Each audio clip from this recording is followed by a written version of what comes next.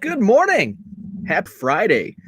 What's up, Third Coast Sports Cards? Good morning. Happy Memorial Day weekend, 3-day weekend. It's kind of bittersweet for me because today is my last work from home day. It's back to the office Tuesday, so it's kind of a bummer. But it's a 3-day weekend, so it's a 4-day work week next week, followed by, for me, another 4-day work week because I'm taking the following Monday off. My company gives us a birthday day off. So my birthday, I think, is next Sunday weekend. So I'm going to go down, visit my mom, see some old friends, have a good time, hit that beer tent, and enjoy seeing people again because it's been few and far between lately, and of course the last 15 months. So I didn't really have any hot topics to talk about today, but last night I was doing some, I wouldn't say, well, somewhat organizing my Cubs card collection because it has been an absolute disaster. I haven't been focusing on many trades this year, and that was by design. So the trades that do come in pretty much just get, I count and throw them in a corner. So I'm trying to get a little more organized, and that's by design. That I'm actually bringing the Cubs collection out into they're in the card room, but they're back in this. So this room is a square room, but then there's like a little cubby back here. Actually, let me move the camera and I'll show you. So there's a cubby. Let's see, back over here. So that's where all of my Cubs collection, well, I won't say all, that's where most of my Cubs collection is. And you see there's just boxes piled everywhere. It goes back in the corner. And actually between those two shelves, there's a stack of boxes. Yeah, you can kind of see back there in the corner. So that's where, those are all Cubs cards. That's where a majority of the Cubs collection is. And then the rest of it is in all these boxes. Those are all Cubs there, along with what I just showed you in the cubby. So I want to bring all my Cubs collection out here into the main card room, and then the cubby back here, I'm going to put just the junk era, the cherry picked boxes that I've pulled quarter cards out of. It's a bunch of just 85 tops commons that's been cherry picked. So since I never access that stuff, I do sometimes sort my Cubs. So at least I'll have them in access to them. They're right there. So that's the plan. It's by design. And what I mean it's by design is I may have some news in the next few days to share, which I teased earlier this week. I don't want to share anything because it's not solidified. Talks are in the works. So maybe next week I can share something about that. So that's it's kind of, this has been the plan, but it's been sped up because of what may occur. So that's why I kind of hunkered down and started doing that last night. What's up, Zach? Good morning. So yeah, I wanted to talk about that. Oh, big thanks to David. By the way, there's Bowman on the Target website. David shot me a message this morning and he's like, hey, Bowman Megas are live.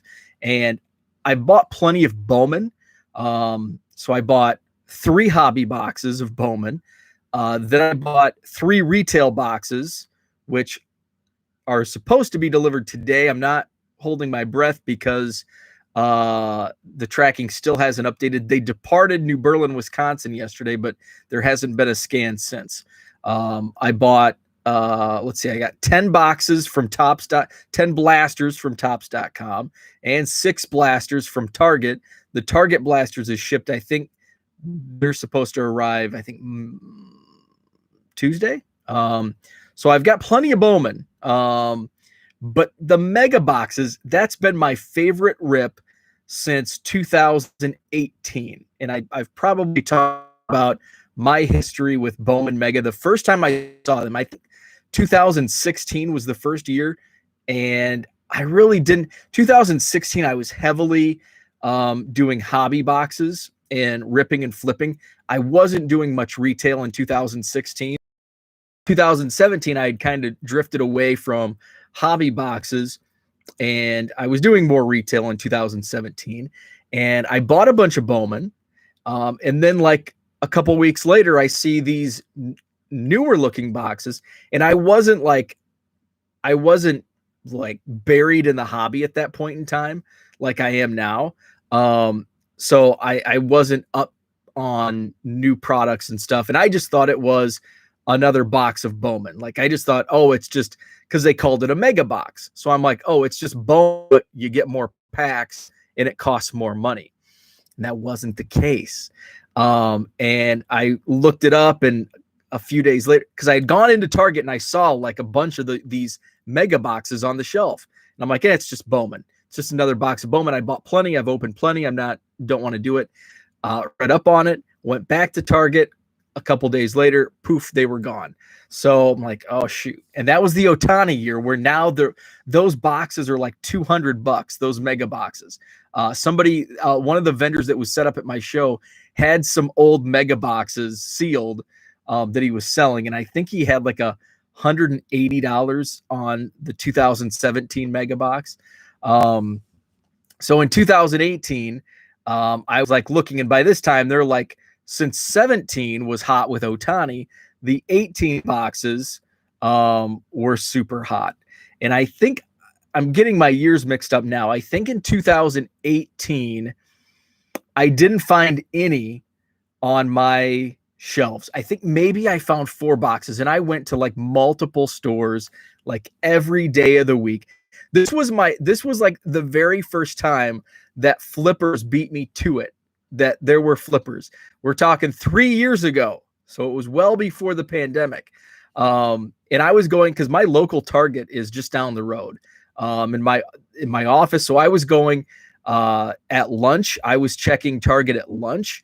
I was checking it right after work at 4:30, 5 o'clock. And I missed out. And I was doing that every day of the release. And I finally talked to somebody like on Friday after work. I talked to somebody like in the toy set, because these were set up in the toy section, and they're like, oh yeah, they set them up back here on Monday, and they were gone in less than an hour. And I was like, oh man. So I think that 2000. So I think in 2019, I had some great Twitter friends find them. Cubby Steph down in South Carolina. She found like 20. So we split. So I paid her for the boxes and shipping. And then I had another Twitter friend that sent me boxes. I think he was up in Green Bay. So I think I got 10. So I was able to open like 20 boxes.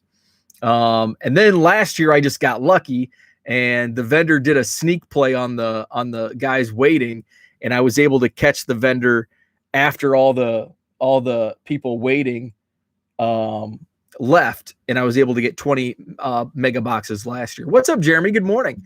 So this year I didn't even get my hopes up. I'm not going to get any mega boxes this year. There's because everything's online and bots and all that. But thank you, David. David sent me the link this morning, so I was able to get 6. They limit you to 6 mega boxes. So I got my 6, and I'm going to enjoy it. It's my favorite. So I like every time a new product comes along, like Topps Heritage, Ginter, Heritage Miners, I'm like, this is my favorite product. So I could say Bowman too. But I will tell you that it's not my favorite product, but it's my favorite rip. I really love ripping the Bowman mega boxes. It's my favorite rip. Bowman is probably, as far as rips go, I think Bowman would be number 2. And then because it's not my favorite product, but it's my favorite rip. One of my favorite behind the mega boxes. And then I think Ginter may be my 3rd rip, and Ginter's up there among my favorite products. So that was this morning. So thank you, David, for giving me the update. So I just wanted to share some of the Cubs cards that so what I was doing last night. I mentioned earlier on the show that I was moving some boxes out here, my Cubs stuff from the Cubby back here. And so I was also consolidating. I had some as I was putting quarter boxes together for the card show over the last month, I was consolidating boxes. I was pulling. So I had some leftover 4-row boxes. So I have Cubs cards in like 800 count boxes, 400 count boxes, 100 count boxes, from trades and mail days. I've got flat, like a dozen or so flat rate boxes full of Cubs. And it's like, I need to consolidate, put these in monster boxes, get them a little tidier looking. So I started doing some consolidations. So I ran out of the 4-row boxes. I think next I'm just going to try to put some of these cards in like just standard Amazon boxes, like the commons and stuff. So I was doing that. And as I was doing some consolidating, I found I've mentioned this before, I really like going through my Cubs stuff. And some people say, I don't want so many cards that I can't find or that I don't know what I have. I'm the opposite. I love having so many cards morning, like, oh, hey, here's a stack of Shane Bieber. And those I sell, but on the Cubs side, oh, I forgot I bought this, on eBay 3 years ago. So I like finding surprises, and especially when it's my own PC. So I found some stuff that I just wanted to share. Some of this I knew I had. Some of this I forgot I had. And what's up, George? So some of this, this for some reasons not with the rest of my baseball collection, but this is one of my favorites. It's the Big League Brothers signed a baseball. And so the Big League Brothers on the side panel, that was actually written by trying to remember who wrote that, if it was Rick or Paul. I think it was Paul. I had Paul write Big League Brothers because he was the first to sign. Yeah, Paul's on top. So Paul was the first to sign this. He was at the Cubs convention. So I asked him, I said, can you up here write Big League Brothers and then, give space because I want your brother to sign. And at the time, this was a few years ago, Rick was a really, really good through the mail signer. And I don't think he does it anymore, but people were sending, and he would sign like everything. And people were taking advantage and sending like 20 cards, which is, that's way too much. So Paul signed it, Cubs convention, excuse me, in like, I don't know, 2018, 2019. And then, well, it would, yeah, I think it was 2019. And then Rick Russell was one of the free, for VIPs, had a free signing. When you had the VIP package for the National, you got an autograph ticket for Rick Russell. I'm like, perfect. I have the Big League Brothers sign that I need Rick to sign. So was able to finish the ball with Rick at the National in 2019 in Chicago. So that's one of my favorite signed baseballs. We actually share an alma mater. The Russell brothers went to Western Illinois University. Paul actually was a standout basketball player as well as baseball player. Rick only played baseball. He may have played another sport early in his career, in his college career, but mainly baseball. Paul was a stud basketball player. Still near the top of some of the records, like rebounding and stuff. So we share an alma mater, Western Illinois. Russell, Bo Jackson, All-Star Dinger, best moment. So that's one of my favorite signed baseballs. And then was going through, and I forgot I had this because I actually bought a Corey Patterson PSA 10 rookie on eBay just a few weeks ago. Actually, that was my most recent Cubs mail day from eBay. So this I bought. Actually, no, this came from my buddy Shannon down in Sterling. First Bowman Chrome Gem 10, Corey Patterson. So Shannon gave me this in one of our bulk trades. He's the guy that I pick up like truckloads of cards from, and I trade him beer and some Cardinals cards. This was one of the first. This is a non-Cubs card, but it's in my Cubs collection. It doesn't count as a Cubs card, but it's in my collection. And it's one of the first cards that I added to my collection in the 1 Billion Cubs project a couple months in. So George just popped a link in there. I think that's the link for Bowman. So Bowman is live on the Target website. So this was Ryan Sandberg, minor league card from the Oklahoma City 89ers of the Phillies organization. This is from 1981. He has a 1980 Reading Phillies card, and that's a really pricey card. I think last time I checked, like the lowest you could get was like $500 on that. So this was under 100. So this was a fun pickup. This is a card this was like on one of my all-time Cubs want lists. Like I had wanted this card since like the late 90s, early 2000s. But I never pulled the trigger. So this is among my favorites, even though it's not a Cubs card. Speaking of one of my favorites as a kid growing up, I always loved the Joe Carter rated rookie. So I have plenty of Joe Carters. Actually, a side note. So this, I was actually, I was counting Cubs a couple days ago from my card show last Saturday. And one of the boxes that I picked up of Cubs was from somebody that brought in a flat rate box, and I said, and we decided on a price, and it was just like all commons, but there was a stack of 84 Donruss, and there was a Joe Carter rated rookie, and I'm like, wow, this is, I'd pay usually $5 is kind of where I'm at on the Joe Carter. Like I'll pay $5 all day for this card. I love it. So there was one, and it wasn't sleeved, but there's like stacks of like 88 Topps commons that are in sleeve. So I found that funny. I was going to tweet out a picture, but I forgot. So this is a Joe Carter rated rookie autograph that's authenticated. And that was that. This actually, I picked this up around the same time as I picked that Sandberg up. This is a full panel from Hostess from 1978. I acquired this in the Craigslist collection that I bought a couple years ago. Of course, Bruce Sutter Cub right in the middle. It's cut nice, although it's got a couple creases. So it is creased in a couple places, but it's still a cool piece. What else? So then there was Larry Jackson Wheaties stamp from 1964. This was a random eBay search that you go down those rabbit holes and it's like, ooh, I don't have that. I want one. So I wasn't looking for this card. It popped up. I don't even know if it was an auction or buy it now. But I thought it was neat. I didn't have one. I wanted one and I bought it. George has developed an appreciation for authenticated playing days autos.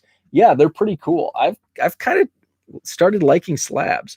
Now this, speaking of slabs, I'm another part of why I want to go through and find these. This is Grover Cleveland Alexander.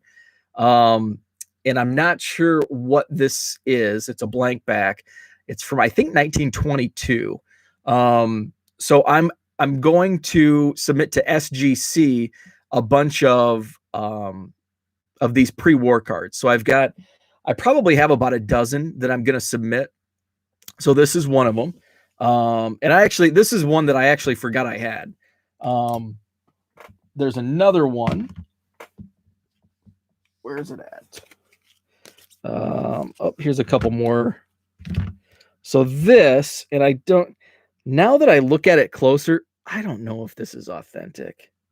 Well, it does look like it was in a scrapbook. I don't know. So this is a T206 Joe Tinker. This came to me in a trade.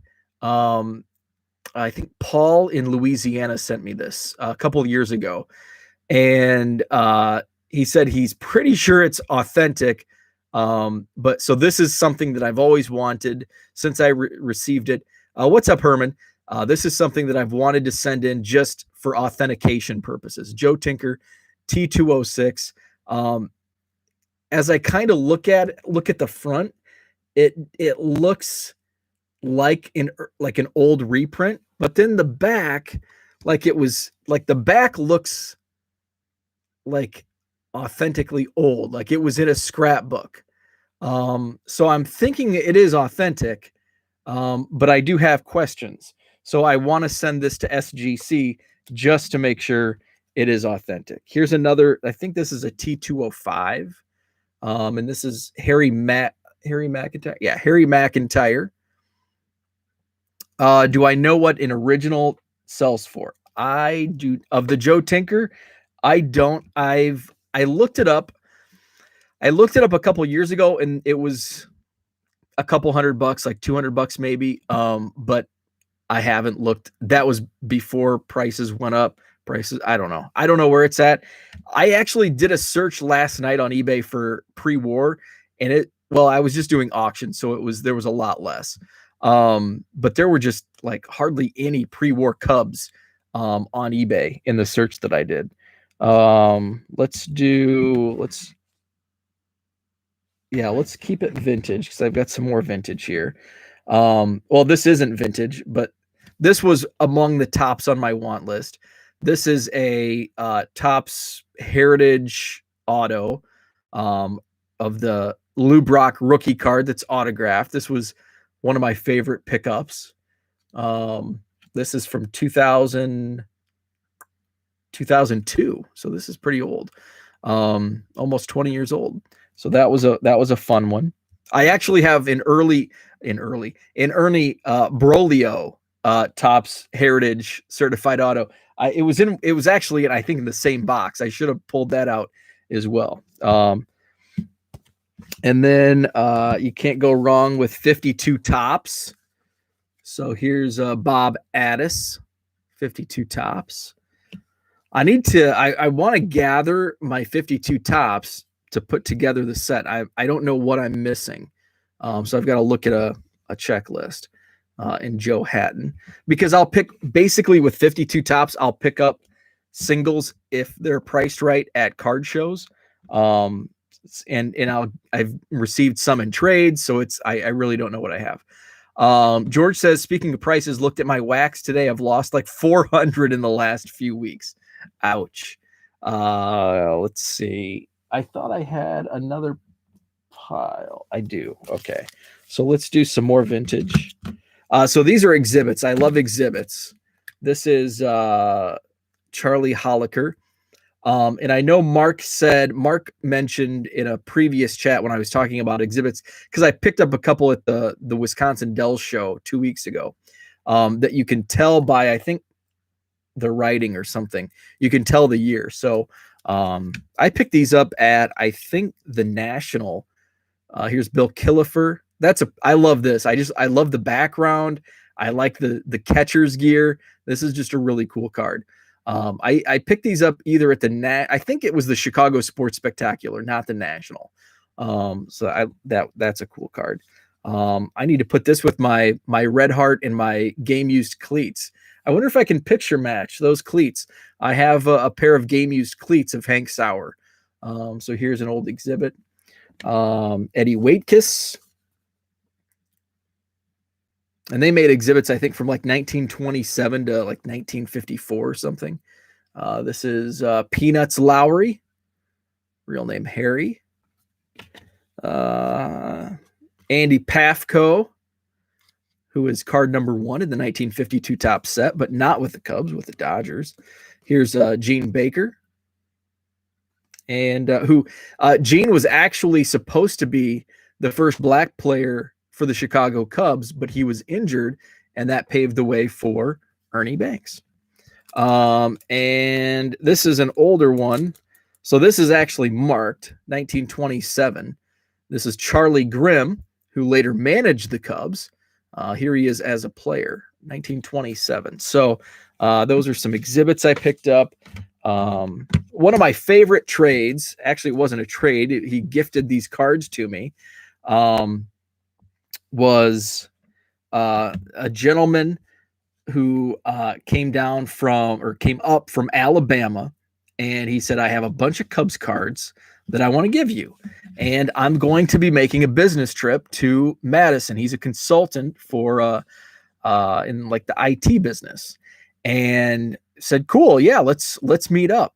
And so he came up, or we talked, and he's like, well, I'm actually the company I'm consulting with is in Verona. And I'm like, oh, I'm like, well, that's like, I live just outside of Verona. That's my mailing address is actually Verona, not Madison. So I'm very familiar. What's the company? He named the company.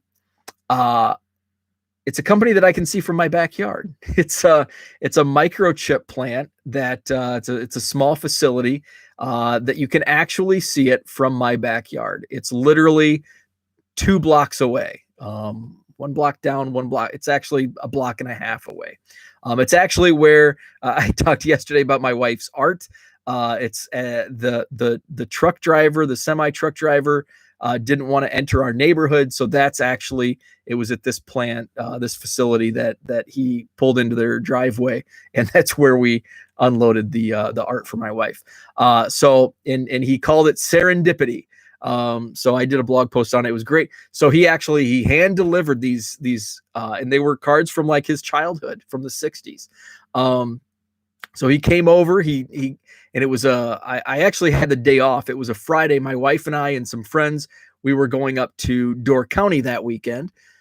So he came over and I showed him around, brought him down to the card room and the rec room to show off my collection. So very cool. Like, what are the odds? Like, he's from, like, he lives in Alabama, the state of Alabama.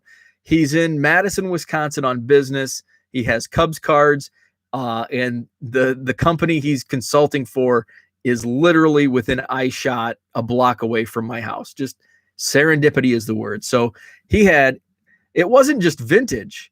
It was really sweet vintage. Ernie Banks, 1966 tops. Ernie Banks 1964 tops. And these are in really nice condition too. Ernie 1969. And those were the Ernies. He also had, there was a second year Billy Williams, there was a Ron Santo, and there was a Lou Brock 64 tops.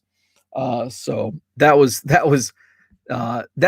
kind of what's been the best part of the 1 Million Cubs project is the stories in the trades just like that. Like, what? That's just like, that's literally, what are the odds of that? The odds of that have to be 1 in a million. It's just insane. So I found this was actually a card show pickup. I think I did buy this one at the National. 1963 tops, Ernie Banks. One of my favorite tops designs of all time, 63 tops.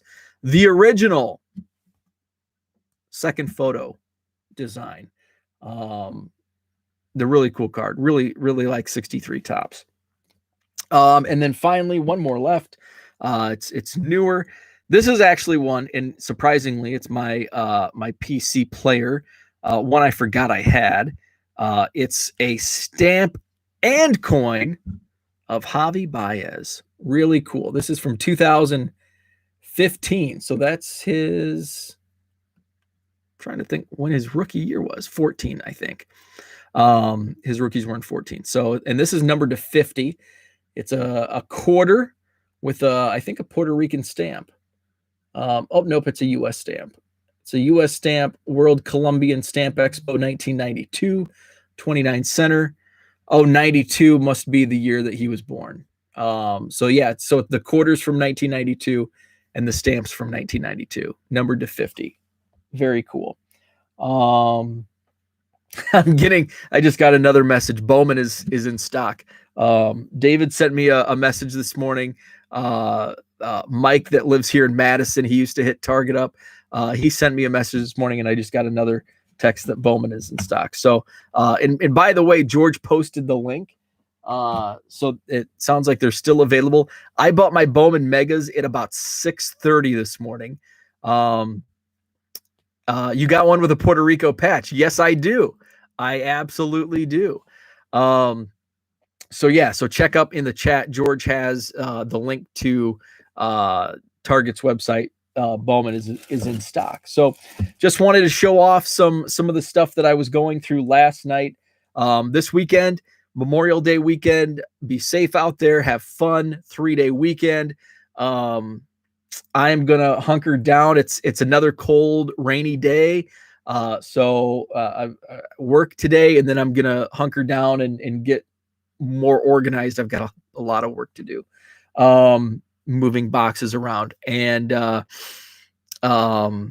have some shipping to do. And fortunately, though, I'll be at the card show in Rockford on Sunday. Fortunately, all my quarter boxes, all I need to do is put them back in my car.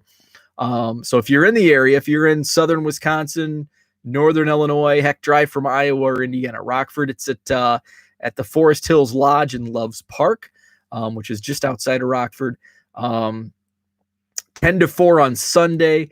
I've got 3 tables there.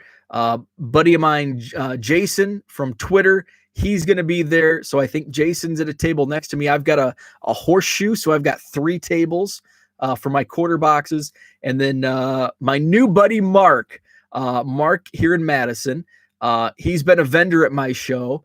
And he reached out and he's like, hey, are you doing that show in Rockford? And I said, yeah, I'm going to set up. I've got some tables I'm going to set up. And so he's like, cool, I think I'm going to do it too. So actually John, who's putting on the show, he's setting Mark next to me. So we've got a group of people that we know each other set up right next to each other. So it's going to be a blast. Story about Mark, met him last month. He set up a table at our April show. He's the one that did the Tiger Woods for Bobby Orr trade.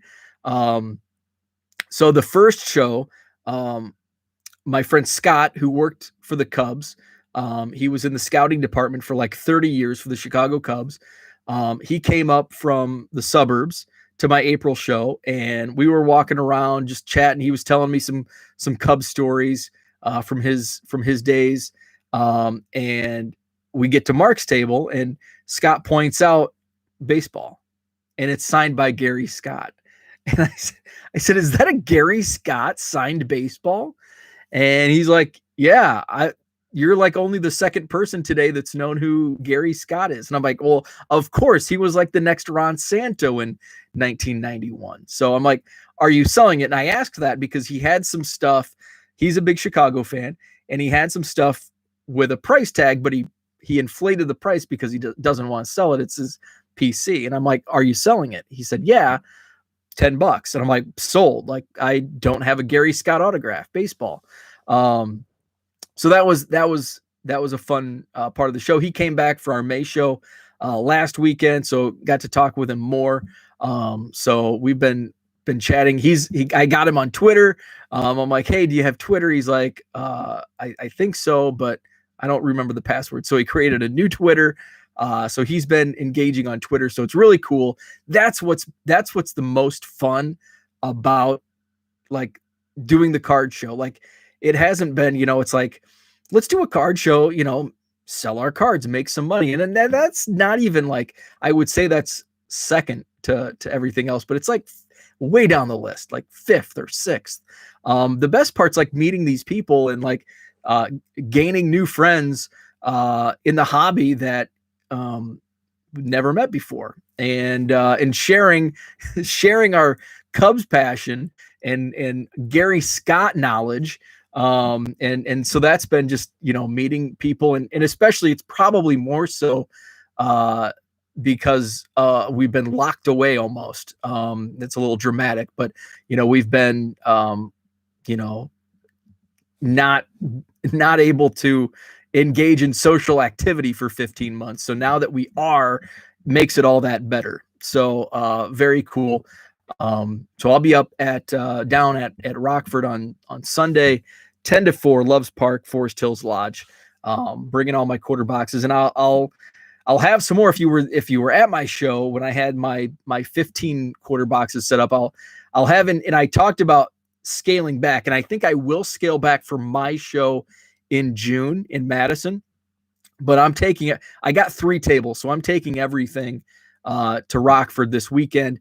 And I'll be adding some because I bought a couple bargain boxes at my show. So I went through those. So I added probably another 500 from one of those boxes. I've got to go through another box just to pick some cards out. And then I'll hopefully be opening some Bowman. Hopefully, fingers crossed, those retail boxes arrive today. They've been in transit for over a week. So hopefully those come today or tomorrow, and I can get those open. Hopefully today. I want to open them tonight, but we'll see. So that's what I had for today. Thanks for tuning in. Thanks for chatting. I'm not sure if Brad is going live. He hasn't been in the chat this morning, but check out his channel, Texas Card Dude on YouTube. Have a great Friday, and we'll talk tomorrow morning.